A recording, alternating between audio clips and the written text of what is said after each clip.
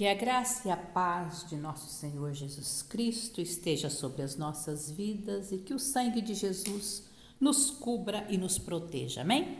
Eu sou a irmã Luzia Trindade e trago a reflexão de hoje, Hebreus capítulo 9. Amém. Glória a Deus. Que palavra tremenda, que profundidade tem essa palavra de hoje, né? Então, aqui no capítulo 9, ele fala dos sacrifícios, né? Que os sacrifícios eram imperfeitos, né? Ineficazes. E que Jesus é o sacrifício perfeito. E ele fala aqui no capítulo 9, aqui no versículo 2, ele fala: com efeito, foi preparado o tabernáculo, cuja parte interior, onde estava o candeeiro, a mesa, a exposição dos pães, se chama o santo lugar. Por trás do segundo véu se encontrava o tabernáculo, que se chama Santo dos Santos, ao qual pertencia um altar de ouro para o incenso e a arca da aliança, totalmente coberta de ouro, na qual estava uma urna de ouro contendo o maná, o bordão de Arão que floresceu e as tábuas da aliança. Então veja, tinha o santo lugar e o santo dos santos. Esse santo dos santos, quando a gente vai ler lá em Êxodo, em Levítico, Êxodo 28, Levítico 16, né? Explica direitinho, né? Fala que no santo dos santos só podia entrar o sumo sacerdote, que no caso era Arão. Os filhos de Arão eram sacerdotes. Esses não podiam entrar no santo dos santos. E Arão também, o sumo sacerdote, ele não podia entrar a hora que ele quisesse no santo dos santos, nesse lugar. Ele só podia entrar, lá no Levítico 16 explica, uma vez por ano. Ele podia entrar, né?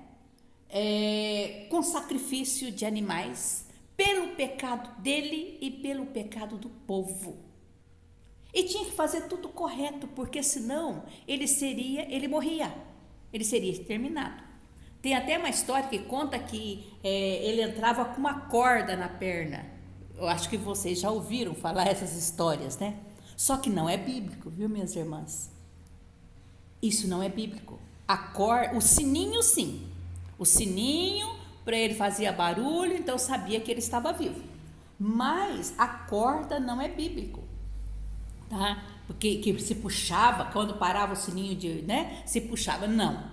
Ele não fala em corda, a Bíblia não fala que o sacerdote entrava lá com uma corda amarrada na perna, tá? Aí, esse sumo sacerdote, ele entrava uma vez por ano ali, né, fazendo sacrifícios para fazer expiação, né, do pecado do povo. E aqui ele está falando, né, que isso era ineficaz, porque todo ano ele tinha que fazer, né? Agora Jesus não. Jesus é o sacrifício perfeito. Por que ele é o sacrifício perfeito? Porque ele é Deus. Tudo foi feito através dele. Ele deixou a sua realeza, né? Desceu, veio aqui, né? Sentiu as nossas dores, as nossas fraquezas, né? E aí ele se entrega na cruz.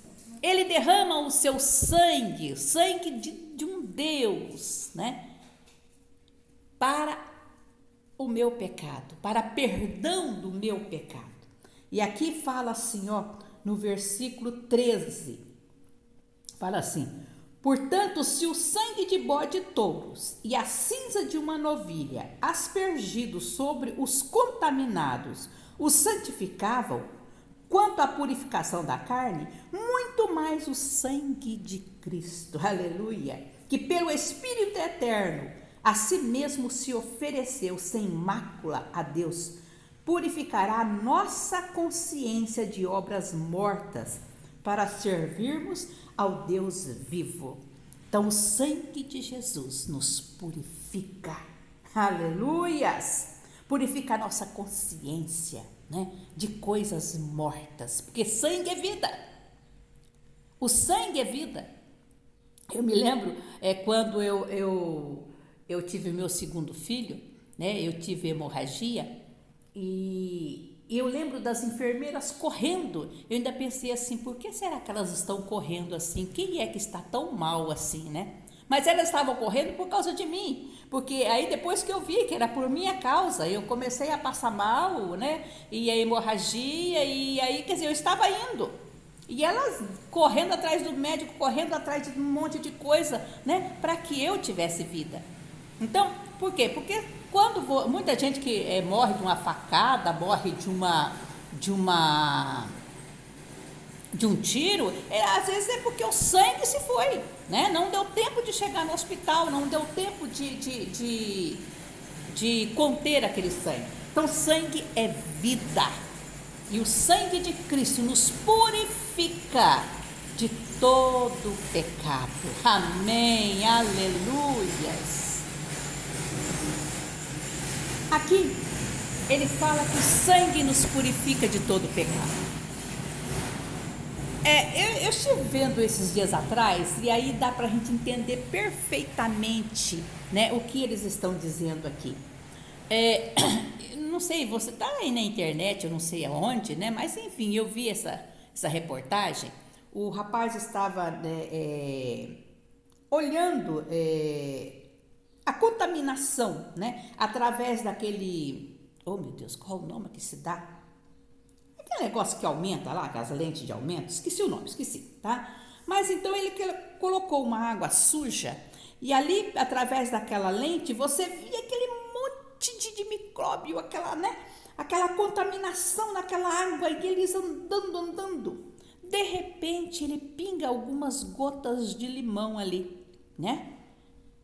E quando aquele limão, aonde ia a gota de limão, ia matando tudo, sabe? Aquela água, né?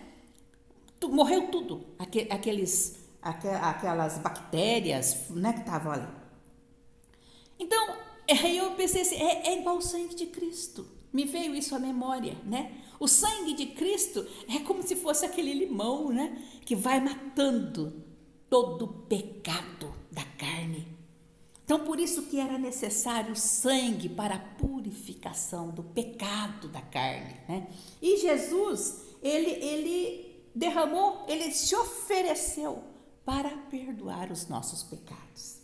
E aqui depois ele termina aqui, que eu acho assim o outro ensinamento muito tremendo aqui, ele fala, e assim como aos homens está ordenado morrerem uma só vez, vindo depois disto o juízo, assim também Cristo, tendo se oferecido uma vez para sempre, para tirar o pecado de muitos, aparecerá a segunda vez sem pecado aos que aguardam para a salvação.